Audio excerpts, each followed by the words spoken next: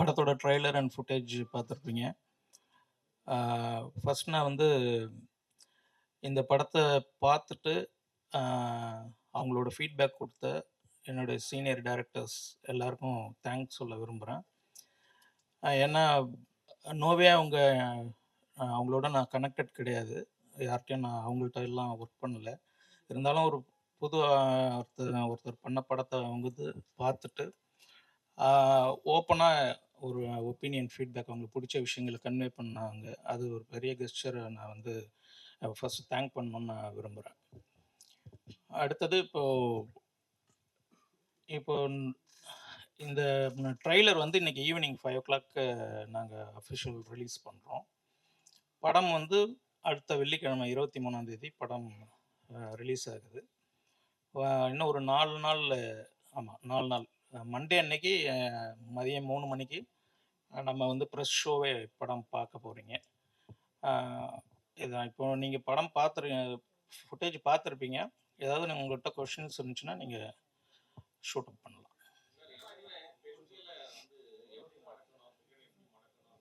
சரி. சார் இப்போ சொல்லுங்க சார். நீங்க நாங்க பார்த்த காட்சிகள் மட்டும் அவங்க டைரக்டர்கள் சொல்றதெல்லாம் வந்து ஒரு வித்தியாசமான படம் அப்படின்னு சொல்ற மாதிரி இருக்கு. ஓகே. நீங்க எங்களுக்கு போட்ட ஃபுட்டேஜ் எல்லாம் வந்து பெண்களை எப்படி கவர் பண்றது, மடக்கிறது, ஃபிகரை மடக்கிறதுங்கிற மாதிரி இருக்கு. இது மொத்தம் பெண்களை வந்துட்டு இழிவுபடுத்துற மாதிரி இருக்காமா இந்த படம்? இல்ல கண்டிப்பா கிடையாது. அது நீங்க பார்த்த விஷயங்கள் அதான் நான் பிகினிங் 10 மினிட்ஸ் தான் நம்ம ப்ளே பண்ண விஷயம். அது வந்து ஒரு கேரக்டரோட அந்த கேரக்டரோட பெர்ஸ்பெக்டிவ்ல அவன் பேசுற வசனங்கள் தான் அது. அது சரியா தப்பாங்கிறது வந்து நம்ம படத்துல பேசியிருப்போம். முக்கியமா அத பத்தி அதுதான் நம்ம அழுத்தமா பேசியிருக்கோம். ஓவராலா முழுசா படம் பார்த்து முடிக்கும்போது உங்களுக்கு இந்த இந்த விஷயம் கூட உங்க மைண்டுக்கு வராது ஆக்சுவலா. அது அது நான் முழுசா நம்புறேன். நாம 4 டேஸ்ல நம்ம பார்த்ததும் நீங்க கண்டிப்பா இதே கொஸ்டின் நம்ம திரும்ப ரிப்பீட் பண்ணலாம். வாழ்த்துக்கள் சார். Thank you ma'am. 2005 காலகட்டத்துல நீங்க எடுத்திருக்கீங்க. என்ன காரணம்? 2வது இன்ஸ்பயர்ட் பை ரியல் லைஃப். ஏன்னா நீங்க தான் எல்லாமே கதை, டைரக்ஷன் ஆஸ் வெல் அஸ் ப்ரொடக்ஷனும் பண்ணியிருக்கீங்க. ஆமா. ஸோ அது வந்து inspired by real life true இன்சிடென்ட்டா? ஆமா. அது என்னன்னாக்க 2005 ஏன் அப்படின்னாக்க, ஆ அது நீங்க கேட்ட மாதிரி என் லைஃப்ல நடந்த ஒரு ஒரு ஒரு சின்ன ஒரு சம்பவம். அது கிடையாது. மொத்த படம் அது கிடையாது. அதுலேருந்து ஒரு சின்னதா ஒரு ஸ்பார்க் கிடைச்சது. அத வந்து நம்ம ஸ்க்ரீன் பிளேயா பண்ணாக்க ஒரு நல்ல படமா ஆகும் அப்படின்ற நம்பிக்கையில பண்ணது தான். அது ஆக்சுவலா நல்லபடியா வந்திருக்கு. அடுத்தது ப்ரொடியூசர் நானே ப்ரொடியூசர் அப்படிங்கிறது வந்து ஆக்சுவலா நான் வந்து டைரக்டர் ஆகுறதுக்காக வந்தேன். ஆக்சுவலா அதான் என்னுடைய ஸ்கூல் டைம் கோல். ஸோ நான் பிஎஸ்சி அக்ரி படித்தேன். படித்து முடிச்சுட்டு நான் சினி ஃபீல்டுக்கு வந்தேன். அசிஸ்டன்ட் டைரக்டர், அசோசியேட், கோ டைரக்டர்ஸ்னு ஃபியூ ஃபிலிம்ஸ் ஒர்க் பண்ணிவிட்டு படம் முயற்சி பண்ணேன். முயற்சி பண்ணும்போது கதை கேட்டு கதை பிடிச்சிருந்தாலும் கூட நியூ ஃபேஸ் வச்சு பண்ணுறதுக்கான தயாரிப்பாளர்கள் கிடைக்கல. அது ஒரு பெரிய ஸ்ட்ரகிள் பண்ணேன். அப்புறம் எண்ட் ஆஃப் த டேல வேறு ஆப்ஷன் இல்லைன்றதுனால நானே வந்து ப்ரொடியூஸ் பண்ணுற மாதிரி ஆச்சு. அதுதான் வந்தது. ஆக்சிடென்ட்ல அடுத்தது ப்ரொடியூசரா அப்படி நான் ஆனேன். அதுக்கப்புறம் படம் எடுத்தாச்சு. படம் வந்து ரொம்ப நல்லா வந்திருக்கு அப்படின்னு நான் சொல்லிக்கல. பார்த்தவங்களோட நம்ம நம்ம பெருசா நம்புற ஆட்களே அவங்கெல்லாம் சொல்லும்போது, சரி நம்ம கான்ஃபிடன்ஸ் இன்னும் அதிகமாச்சு. ஆனா அது தியேட்டர் தொடுறதுல பெரிய ஸ்ட்ரகிள் இருந்துச்சு. எல்லாரும் பார்ப்பாங்க. நீங்க 80ஸ்ல 90ஸ்லாம் நம்ம ரெகுலரா சினிமால ஒரு சீன் வரும். பொண்ணு பார்க்கறதுக்கு வீட்டுக்கு பொண்ணு பார்க்க வர்றதுன்னு ஒரு சீன் இல்லாத தமிழ் சினிமாவே கிடையாது. வருவாங்க. பொண்ணு வந்து ஹீரோயின் ஆக்சுவலா. ஹீரோயின்னா எவ்வளோ அழகா இருப்பான்னு நமக்கு காமனாவே தெரியும். அந்த பொண்ணையும் பார்த்துட்டு போயிட்டு லெட்டர் போடுறேன்னு சொல்லிட்டு போவாங்க. இது ஒரு சடங்கா நம்ம பார்த்துருப்போம். அது என் வாழ்க்கையில நடந்தது. அதுதான் இந்த ஒரு ஷோ. ஆக்சுவலா ஒரு ரெக்கார்டு இருக்கு. சொல்லுவாங்க எல்லாரும் சீனியர் ரிப்போர்ட்டர்ஸ் எல்லாருக்கும் உங்களுக்கு தெரிஞ்சிருக்கும். சேது படம் தான் அதிக ப்ரிவ்யூ ஷோ அப்படின்றது ரெக்கார்டு. ஐ திங்க் நம்ம மாயபிம்பம் வந்து அந்த ரெக்கார்டை பிரேக் பண்ணியிருக்குன்னு நினைக்கிறேன். அது in terms of number of shows and ரிலீஸுக்கான போராட்டத்துக்கான வருடங்களும் அது சேர்த்து நான் சொல்கிறேன். அதுதான் அது ஒரு பெரிய ஸ்ட்ரகிளை தாண்டி வந்து இப்போ அந்த ப்ரொடியூசராக வேற வழி இல்லாமல் ப்ரொடியூசர் ஆன மாதிரி இப்போ டிஸ்ட்ரிபியூஷனுக்கும் எனக்கு வேற ஆப்ஷன் இல்லாமல் நானே தான் என்னுடைய முயற்சியில் ரிலீஸ் பண்ணுறோம் படத்தை. அதுதான் இன்னைய சூழல். புதுமுகங்களு படங்களுக்கு என்ன தேட்டரில் அப்படிங்கிறது உங்கள் எல்லாருக்குமே ப்ராக்டிக்கல் தெரியும். அது இல்லாமல் நல்ல ஷோஸ்க்கும் நல்ல தேட்டருக்காகவும் அதுக்கான முயற்சியும் பண்ணிட்டு இருக்கேன். அதுதான் கண்டென்ட் வந்து எனக்கு ஒரு கான்ஃபிடன்ஸ் தான் அதை கொண்டு வந்தது. ப்ரெஸ் பீப்புளும் 2 பேர் மேலே என்னோட நம்பிக்கை. ஒன்று ப்ரெஸ்ஸு, இன்னொன்று மக்கள். 2 பேரையும் இந்த படம் சாட்டிஸ்ஃபை பண்ணுறோம் அப்படிங்கிறது எனக்கு 100% நம்பிக்கை இருக்குது. இது சொல்லிட்டு ஓடுறதுக்கு இல்லை, இன்னும் 4 நாளில் நீங்கள் திரும்ப என்னடா அப்படிலாம் சொன்னேன் அப்படின்னு சொல்லி கூட கேட்கலாம். ஸோ ஷார்ட் டியூரேஷன் தான் நான் கான்ஃபிடென்ட்டாக சொல்கிறேன். ஸோ உங்களை வந்து இம்ப்ரெஸ் பண்ணிவிடும், மக்களை இம்ப்ரெஸ் பண்ணிவிடும்ன்றதுல எனக்கு 100% நம்பிக்கை இருக்குது. அதை ப்ரெசென்ட் பண்ணுறதுக்கு எனக்கு பிளாட்ஃபார்ம் ப்ராப்பராக இருக்கணும். அதுக்கான முயற்சிகளில் இருக்கேன். கண்டிப்பாக நடக்கும்னு நினைக்கிறேன் நான். சார் படத்தில் ஒரு டைலாக் வருது, லெஃப்ட் ஹேண்ட் சைடு, yeah. தனியாக இருந்தால் என்ன ஒன்றா நடந்துடும்ட்டு. இப்போ 2K கிட்ஸ் ஜென்சி சரிங்களா, அவங்க வந்து எங்கே போனாலும் அது மாதிரி தான் இருக்காங்க சரிங்களா. அது இல்லாமல் வந்து அவங்க தனியாக இருக்கிற ப்ரைவேட் ஃபோட்டோவே எடுத்து இன்ஸ்டாவில் இந்த காலகட்டத்தில் இந்த படம் இந்த நேரத்தில் வந்தால் ஈடுபடுமா? கண்டிப்பாக. நீங்கள் ரொம்ப நல்ல கொஷின் ஆக்சுவலி. ஏன்னா 2005 நடந்த லவ் ஸ்டோரி அப்படின்னு சொல்லி தான் நம்ம பண்ணுறோம். இப்போ லவ் அப்படிங்கிறது வந்து எவர்கிரீன், அது உங்களுக்கு தெரிஞ்சிருக்கும். ஒரு காலகட்டத்தில் ஒரு விதமான லவ் இருந்திருக்கு. அது எல்லாமே படமாக்கப்பட்டிருக்கு. நல்லா படமாக்கப்பட்ட எல்லா படங்களும் கொண்டாடப்பட்டிருக்கு. அந்த அடிப்படையில் நம்ம இப்போ இது பார்க்கும்போது இப்போ இருக்கிற ஜென்சி கிட் அப்படிங்கிறவங்களுக்கும் கனெக்டடான விஷயமா தான் இருக்கும். அது நல்ல விதமாகவும் நான் சொல்கிறேன், இல்லை அவங்க கிண்டல் பண்ணுறதா கூட, டேய் இப்படிலாமாடா நீங்கள் வாழ்ந்தீங்க, இதெல்லாம் ஒரு பெரிய விஷயம் தான்டா, நீங்கள் பயந்துட்டு கிடந்தீங்க அப்படின்ற ஒரு விஷயம் இருக்கு இல்லைங்களா. அந்த விஷயமே அவங்கள கனெக்ட் பண்ணோம். அதுக்கப்புறம் அதில் இருக்கிற அந்த ஒரிஜினல் ட்ரூ லவ்னு ஒரு விஷயம் டீல் பண்ணிடுவோம். அது கண்டிப்பாக உங்களை இம்ப்ரெஸ் பண்ணுன்றது நான் நம்புகிறேன். படத்தில் இது இன்னொரு விஷயம், அந்த இப்போ ரொம்ப ஃபெமிலியரான அந்த கிரிஞ்ச் அப்படிங்கிற ஏரியாக்குள்ளே போகாமல் எமோஷனலாக இருக்கட்டும், ஒரு லவ்வாக இருக்கட்டும், அவங்கள கன்வின்ஸ் பண்ணுற மாதிரி நிச்சயம் இருக்கும்னு நான் ஃபீல் பண்ணுறேன். சார் எந்த ஸ்டார் இன்னைக்கு ப்ரெஸ் மீட் பொறுத்த வரைக்கும் நீங்க வந்திருக்கீங்க. ஓகே, கொஞ்சம் ஸ்டார்ஸ் வந்தா என்ன கொஞ்சம் யூஸ்ஃபுல்லா இருக்கும். கண்டிப்பா. வர வேண்டியது இருக்கா, எல்லாத்தையும் ஆடியோ லான்ச் ஏதாவது வைக்கீங்களா சார்? இல்லை, ஆக்சுவலாக என்னன்னா ஆடியோ லான்ச்ன்றது தான் ஆக்சுவலாக நடத்தணும். அது ஒரு பெரிய கனவு ஆக்சுவலாக எல்லாருக்குமே, எல்லா ஃபிலிம் மேக்கருக்கும் முதல் படத்தை ஆடியோ லான்ச்சுங்கிறது ஒரு மிகப்பெரிய கனவு. ஏன்னாக்கா ட்ரீம் கம்ஸ் ட்ரூ மொமெண்ட்டு அது. அது வந்து நம்மளுக்கு வழக்கம் போல் நம்மளுக்கு எவ்வளோ விஷயம் நடக்கல அந்த படத்துக்கான முயற்சியில். அது மாதிரி அது ஒரு விஷயமா என்னன்னாக்கா, இப்போது ஸ்டேஜில் யார் இருப்பா, ப்ரெஸ்ஸுக்கு வந்து ஆர்டிஸ்ட்லாம் இருந்தால் தானே பேச முடியும் அப்படிங்கிறது தான். இதுவே வேணான்னு தான் எல்லாருமே சொன்னாங்க. ஆக்சுவலாக ப்ராக்டிக்கல் நான் சில வருஷம் ஆச்சுன்னு நான் உங்கள்கிட்ட சொன்னேன். அதனால என்ன ஆச்சுன்னா, இந்த ஃபிலிம் தான் என்னோட லைஃப்னு நான் ஃபிக்ஸ் ஆகிட்டேன். என் பேஷன், அதை என் கனவு நோக்கி நான் ஓடிட்டு இருந்துட்டேன். இதில் சம்மந்தப்பட்ட எல்லாருமே ஆக்சுவலாக நடிகர்களாக இருக்கணும். இப்போ டேரக்டர்ஸ்லாம் சொன்ன மாதிரி நடிகர்கள், டெக்னீஷியன்ஸ் அத்தனை பேருமே எல்லாருக்குமே மிகப்பெரிய லைஃபுக்கான ஒரு படமாக தான் இது நம்ம கொண்டு வந்தது.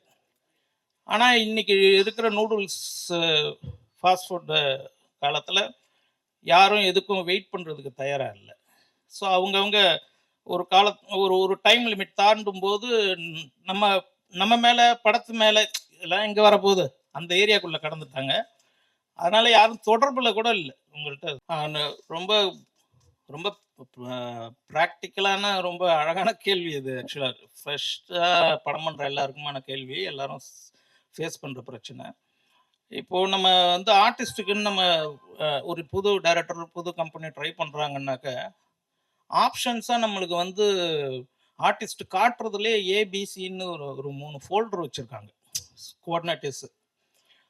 அதில் அவங்க ஏன்றது வந்து best directors, best production houses அந்த மாதிரி அதுக்கு காட்டுறாங்க.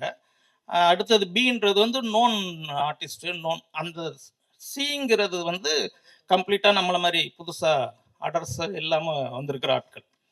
இதில் என்னென்னா, அந்த ஏ ஃபோல்டரை கூட நம்மகிட்ட காட்ட மாட்டாங்க. அதுதான் ஃபேக்ட். அது அப்படி தான் இருந்துச்சு. அதை நம்ம ஃபேஸ் பண்ணி தான் வந்தோம். அதுக்கப்புறமா நான் வந்து ஆடிஷன்ஸ் வந்து ஓப்பன் ஆடிஷன் தான் நான் பண்ணேன். யாரும் இந்த படத்தில் வந்து ஸ்க்ரீனில் வந்திருக்கிற யாரும் பர்சனலாக என்னோட எந்த விதத்திலும் கனெக்டட் கிடையாது. எல்லாருமே ஆடிஷன் பண்ணி இந்த படத்துக்கு இவங்க சரியாக இருப்பாங்க அப்படின்னு தேடி தான் நான் வந்து பண்ண காசு பண்ணது. ஸோ நீங்கள் கேட்குற கேள்வி வந்து கண்டிப்பாக ரொம்ப கஷ்டமான விஷயமா தான் இருக்குது. இன்னும் கிளியராக சொல்லணும்னா சாரி ஃப்ரெஷர்ஸை வச்சு, அதாவது ஒரு ஃப்ரெஷ் டீம், ஃப்ரெஷ் ஹீரோயின் அவங்கள வச்சு ஒரு புது டைரக்டரோ ப்ரொடியூசரோ படம் நம்பி இனிமேல் எடுப்பாங்களாங்கிறது ஒரு பெரிய கேள்வியாக இருக்குது. ஏன்னா அது தேட்டருக்கு முடியறதுக்கான சூழல் இங்கே இல்லை. அது அதை செய்ய வைக்கணும்னா லைஃபே வச்சு வெயிட் பண்ணி எல்லா ரிஸ்கையும் எடுத்து ட்ரை பண்ணவே. ஸோ அது யாரும் பண்ண மாட்டாங்கன்னு நினைக்கிறேன். இனிமேல் ஏதாவது ஒரு காரணம் இருக்கணும், ஒரு ஒரு ஒரு பேக்ட்ராப் இருக்கணும். ஒரு ஆர்டிஸ்ட் ஒரு ஹீரோ ஆக்கணும்னா ஒரு பேக்ட்ராப் இருக்கணும். அந்த மாதிரியான டிமாண்ட் இப்போ ரொம்ப ஸ்ட்ராங்காக இருக்குது. இனிமேல் அந்த மாதிரியான முயற்சிகள் எந்த அளவுக்கு நடக்கும்னு எனக்கு தெரியல. நீங்கள் சமீபமாக ஃப்ரெஷ் டீம் நடித்து கம்ப்ளீட்டாக பெரிய ஹிட்டு அப்படின்னு சொல்கிற மாதிரியான படங்கள் ரொம்ப யோசிச்சோன்னா சுப்பிரமணியபுரத்துக்கு அப்புறம் எனக்கு கரெக்டாக எனக்கு தெரியல. அதாவது எல்லாம் புதுசுன்னு. மேபி ஐ எம் ராங், நீங்கள் தப்பாக இருந்தால் கரெக்ட் பண்ணலாம்.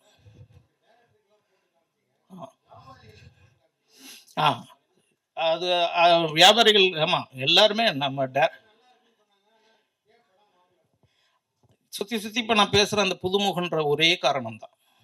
அந்த போயிட்டு லெட்டர் போடுறேன் அப்படின்னு பொண்ணு பிடிச்சிருக்கு, போயிட்டு லெட்டர் போடுறேன்றது வந்து அந்த ஒரே காரணம் நியூ ஃபேஸுங்கிறது தான். நான் வந்து நியூ ஃபேஸ்ன்னு சொல்லி தான் அவங்கள படம் பார்க்கவும் கூப்பிட்றோம். வந்து பார்க்குறாங்க, படம் அவங்களுக்கு உண்மையிலே பிடிச்சிடுது. ரொம்ப நேரம் மணிக்கணக்கில் உட்காந்தெல்லாம் பேசிட்டு போகிறாங்க. போனதுக்கப்புறம் அந்த நியூ ஃபேஸ்ன்னு சொல்லி அவங்க தவிர்க்கிறதே, அது தெரிஞ்சு தான் வராங்க. தவிர்க்கவாத ஒரு அழுத்தமான காரணம் இருந்தால் கூட எனக்கு கொஞ்சம் மனசாருமைன்றது தான் ஆக்சுவலாக. இதுதான் ரீசன். ஹீரோயின் கண்ணுக்கு ரொம்ப முக்கியத்துவம் கொடுத்து எடுத்தது மாதிரி இருக்குது. அப்படி முக்கியத்துவம் கொடுத்து எடுக்கிறதுன்னு இல்லை. ஹீரோயின் நான் பாட்டு செலெக்ஷன் சொன்ன மாதிரி அதில் வந்து ஹீரோயின் செலெக்ஷன் ரொம்பவே டஃப்பாக இருந்துச்சு. அந்த ஏபிசி ஃபோல்டரெல்லாம் தாண்டி ஒரு 8 months ஆச்சு ஹீரோயின் மட்டும் ஃபைனலாக. மீதி கூட நான் ஸ்டார்ட் பண்ணி ஷூட் போனேன் ஒரு ஷெட்யூலு. அதுக்கு ரீசன் நான் வந்து எனக்கு ரொம்ப லைவான பொண்ணாக இருக்கணும், பார்த்ததும் ஒரு கனெக்ட் ஆகிற மாதிரி இருக்கணும்ட்டு ஒரு நல்ல எக்ஸ்பிரசிவ் ஐஸோ இல்லை வந்து ஒரு சின்ன தெத்துப்பல் மாதிரியோ இல்லை கன்னத்தில் ஏதோ ஒரு விஷயம், ஒரே ஒரு விஷயம்தான் போதும் அப்படின்னு தான் நான் வந்து பார்த்தது. அந்த வகையில் பார்க்கும்போது அவங்களோட நீங்கள் சொல்கிற அந்த ஐஸ் வந்து ரொம்ப எக்ஸ்பிரசிவ் ஐஸு. ஸோ அதுக்காக தான் இது பண்ணுது. அதுக்காகன்னு நம்ம பண்ணல, அழகான அப்படி ஒரு முகம் கிடைச்சிது. அதை முழுமையாக படத்தில் பயன்படுத்திருக்கோம். படமாக நீங்கள் பார்த்துட்டு நீங்கள் அதை இன்னமும் கூட மென்ஷன் பண்ணுவீங்க.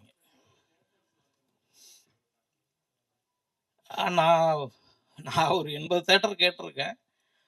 அது ப்ராசஸ் நடந்துட்டுருக்கு. நம்ம 23 போட்ட சூழல் வேறு. உங்களுக்கு 2 பெரிய படங்கள் போகும். இந்த வாரம் எந்த ரிலீஸும் கிடையாது. அதனால் நம்ம அது 3rd வீக்குன்றப்போ நம்மளுக்கு கிடைக்கிறதுக்கான சூழல் இருந்துச்சு. இப்போ உங்களுக்கே தெரியும், ஏகப்பட்ட சேஞ்சஸ் நடந்திருக்கு. அதனால் அது என்னன்றது நம்மளுக்கு அந்த நெக்ஸ்ட் வீக் வந்திருக்கிற படங்கள் அது ஹோல்டு பண்ணுறதை பொறுத்து. டைரக்டர் சார், இந்த சேது படத்தோட அதிகமாக ஷோ போட்டேன். நீங்கள் எவ்வளோ வருஷம் போட்டீங்க, எத்தனை ஷோ போட்டீங்க? ஒவ்வொரு ஷோவுக்கு பின்னாலையும் ஒவ்வொருத்தரும் ஒன்று ஒன்று சொல்லுவாங்களா? அந்த எக்ஸ்பீரியன்ஸ் எப்படி இருந்தது? அன்னைக்கெல்லாம் நிம்மதியாக தூங்குனீங்களா? நிம்மதியாக தூங்கணும் அப்படின்னாக்க ஷூட்டிங் டேஸ் அப்போல்லாம், ஷூட்டிங் டேஸ்லேருந்து அதெல்லாம் இல்லை. நீங்கள் சொல்கிற இந்த குறிப்பிட்ட இந்த காலகட்டம் படம் ரெடி ஆகிட்டு ரிலீஸுக்கான ட்ராவல்ன்றதெல்லாம் அது எல்லாம் உங்களுக்கு நல்லாவே தெரிஞ்சிருக்கும் எப்படி இருந்திருப்போன்றது. ரொம்ப மோசமான ஒரு ஃப்ரஸ்ட்ரேட்டட் ஃபேஸில் தான் நம்ம இருந்தோம். ஷோஸ் போட்டுட்டு எல்லாருமே அந்த மாதிரி நீங்கள் சொல்கிற மாதிரி கருத்துக்கள் நிறைய சொல்லுவாங்க. நான் வந்து ஓப்பன் டு எப்பவுமே கருத்து யாராக இருந்தாலும் எல்லாத்தையும் ஒப்பீனியன் கேட்டு அப்படி தான் நான் வந்து ஒரு முடிவு எடுப்பேன். அதில் வந்து இன்புட்ஸ் நல்லா இருந்த இன்புட்ஸை நான் எடுத்துகிட்டு வந்திருக்கேன், ரெக்டிஃபை பண்ணியிருக்கேன். சிலதெல்லாம் நம்ம ஸ்கிப் பண்ணிட்டு தான் இருந்திருக்கோம். இப்போ குறிப்பாக படம் என்ன ஏதுன்னே தெரியாமல் எடுத்த உடனே டியூரேஷன் எவ்வளோன்னு ஒரு கொஷின் வரும் இங்கே. 2 ஹவர்ஸ்னாக்கா ஓகே, 220 ஃபுல்லாக எல்லாத்தையும் பார்த்துட்டு கடைசியாக அந்த ஒரு 10-15 நிமிஷம் ட்ரிம் பண்ணால் நல்லாயிருக்கும் அப்படின்னு ஒரு விஷயத்த ஃப்ளாட்டாக சொல்லுவாங்க எல்லாருமே. அது எந்த 10 நிமிஷன்றது இருக்காது. 2 ஹவர்ஸோ 2.5 ஹவர்ஸோ என்னை பொறுத்த வரைக்கும் எங்கேஜிங்காக இருந்தால் அந்த அந்த அந்த டைம் இஷ்யூவாக இருக்காதுன்னு நினைக்கிறேன். நம்மளோட படம் வந்து 2 ஹவர்ஸ் 22 மினிட்ஸ் இருக்குது சார். ஷோஸ். நான் சார் கவுண்ட்டை அது நிறைய போட்டாச்சு, அது வேண்டாம், விட்டுடுங்க சார். கவுண்ட்டை. அதாவது ஷோஸ்ன்றது எல்லா வகையும், அது சேதுவாக வந்து தியேட்டரில் இன்னும் ஒரே ப்ரொஜெக்ட் நம்மளது எல்லா ஃபார்மேட்லேயும் நம்ம ப்ரொஜெக்ஷன் பண்ணியிருக்கோம், இன்க்ளூடிங் த அப்டேட்டட் விமியோ லிங்க்ன்றது அது ஒரு விஷயமா இருக்கு சார், சொல்லுங்க. பெரிய பெரிய நடிகர்கள் படமே ஓட மாட்டேங்குது, இப்ப தியேட்டர் கிடைக்க மாட்டேங்குது. எதன் அடிப்படையில் இந்த படத்தை இப்ப ரிலீஸ் பண்றீங்க? இல்லை, அதுக்காக நான் ரிலீஸ் பண்ணாமல் இருக்க முடியாது. இல்லை, ஒரு விஷயம் என்னென்னா, தியேட்டர் கிடைக்க மாட்டேன்றது கரெக்டு. பெரிய பெரிய படங்களே ஓட மாட்டேங்குதுன்றதுக்கான காரணங்கள் உங்களுக்கு தெரியும். ஆக்சுவலாக நான் அதை ஓப்பனில் எதுவும் டிபேட் பண்ண முடியாது. அந்த காரணங்கள் இல்லாமல் கூட நம்ம படம் இருக்கலாம் இல்லைங்களா? அது மிஸ் ஆனது, அந்த படங்கள் ஓடாததுக்கு காரணம் என்ன இருக்கிற லிஸ்ட் அவுட் பண்ணுறதுல அது அந்த காரணம் இல்லாமல் கூட நம்ம படம் இருக்குன்னு நான் நினைக்கிறேன். தியேட்டர் கிடைக்காததுக்கு அரசியல் பெரிய பிரச்சனையா ஓடிக்கிட்டு இருக்குல்ல? ஆமாம், கண்டிப்பாக. அப்புறம் எப்படி இதை ரிலீஸ் பண்ணுறீங்க? ஓடிடியில் ரிலீஸ் பண்ணிடலாமா? ஓடிடி நீங்கள் ஓகே. அந்த கொஷின் ஆக்சுவலாக பேண்டமிக்கில் வந்து பேண்டமிக் அப்போ நம்ம ஆஃப்டர் பேண்டமிக் தான் ஓடிடி பார்க்குற பழக்கம்ன்றது 100% கம்பல்சரி ஆயிடுச்சு. அது இன்னைக்கு ப்ராக்டிஸாகவே இருக்குது. எனக்கு வந்து இந்த படம் வந்து தியேட்டரிக்கல் எக்ஸ்பீரியன்ஸ்க்காகவே நான் பிளான் பண்ணி பண்ண படம். அது வந்து இது வெறும் டேரக்டர் ப்ரொடியூசராக இருக்கிறதுல வந்து ப்ளஸ்ஸும் இருக்குது, மைனஸும் இருக்குது. அதில் இது என்னன்னாக்கா, ஓடிடி கேட்குறப்ப நம்மளுக்கு ஓகே, ரெவன்யூ ரிட்டர்ன்ஸ் போட்ட காசு வந்துருச்சுன்னா போதும் அப்படின்னு ஒரு ஸ்டாண்ட் எடுத்திருந்தால் கண்டிப்பாக அது அப்பயே கூட த்ரூ ஆகிருக்கும். ஓடிடியே அவுட்ரைட் வாங்கிட்டு இருந்த டயத்துலேயே. எனக்கு வந்து இது தியேட்டரிக்கல் எக்ஸ்பீரியன்ஸ்க்காக பண்ண படம். ஆடியன்ஸ் இந்த படத்தை தியேட்டரில் அவங்களோட சிரிப்பு, அவங்களோட எமோஷன்னு, அழுகை, அத்தனை விஷயமும் கனெக்டடான ஒரு படமாக இது இருக்குன்றது நான் 100% நம்புகிறேன். அதனால தான் தியேட்டரில் தான் ரிலீஸ் பண்ணுவேன்னு நான் இருந்தது கூட சில வாய்ப்புகள் அதனால கூட நான் மிஸ் பண்ணியிருக்கலாம். டாக்டர் சார், இந்த படம் முதல்ல நாங்கள் பார்க்காதனால கேட்குறோம், என்ன ஜானரு, எந்த ஊரில் கதை நடக்குது? எல்லா படம் பார்த்தவங்கலாம் ஏதோ ஒரு சின்ன விஷயம்னு சொல்லுவாங்களா? அது என்ன சின்ன விஷயம்? இல்லை, படம் வந்து கடலூர், சிதம்பரம், இது ரெண்டு தான் லொக்கேஷன்ஸ் இந்த கதை நடக்கிற களம். கடலூரில் ஹீரோ ஃபேமிலி ஃப்ரெண்ட்ஸ் இருப்பாங்க. சிதம்பரத்தில் சிதம்பரம் யூனிவர்சிட்டியில் படிச்சுட்டு இருக்கிற ஒரு ஹீரோ கேரக்டர். அது இல்லாமல் தஞ்சாவூர், புதுக்கோட்டை அந்த மாதிரியான ஊர்கள்லையும் ஷூட் பண்ணியிருக்கோம். எதை சின்ன விஷயங்கிறது அது அவங்க ஒரு ஃப்ளோவில் சொல்கிறாங்க, நீங்கள் பார்க்கும்போது அது வந்து பெருசாக கூட இருக்கலாம். அவங்க ரொம்ப சொல்லக்கூடாதுன்னு கூட சொல்லியிருக்கலாம். சின்னதுன்றது என்னன்னாக்கா, சிம்பிளிஃபைடாக ரியலிஸ்டிக்காக நான் ஒரு அட்டம் தான் நான் பண்ணேன். அதை தான் அவங்க சின்னதா அப்படின்ற வார்த்தையை சொல்கிறாங்கன்னு நினைக்கிறேன். சார் வணக்கம் சார். வணக்கம், சொல்லுங்கள்.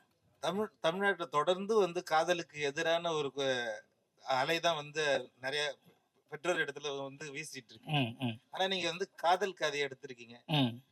இந்த காதல் கதையில காதலுக்காக நீங்க என்ன சொல்ல வரீங்க? நீங்க வேற ஏரியாக்குள்ள போறீங்களா? இல்லை, நான் காதலுக்காக எதுவும் சொல்லணுன்றதெல்லாம் இன்டென்ஷன் கிடையாது. நமக்கு லவ்ங்கிறது எவர் கிரீன், எப்பவும் இருக்கிற காமன் ஃபீல். அது வந்து இன்னைக்கு வந்து பல வகையில் டைல்யூட்டாக இருக்கிறதா நான் நினைக்கிறேன். நீங்களும் அதை பார்க்குறீங்க. அது இல்லாமல் இப்படி இல்லாமல் நம்ம இருந்தோங்கிற விஷயத்த நம்ம பதிவு பண்ணணும்னு நான் நினச்சேன். அதை நம்ம பண்ணியிருக்கோம். அது வந்து நம்மளும் இந்த மாதிரி ட்ரை பண்ணலாமேன்னு கூட இந்த ஜென்ரேஷனை யோசிக்க கூட வைக்கலாம்.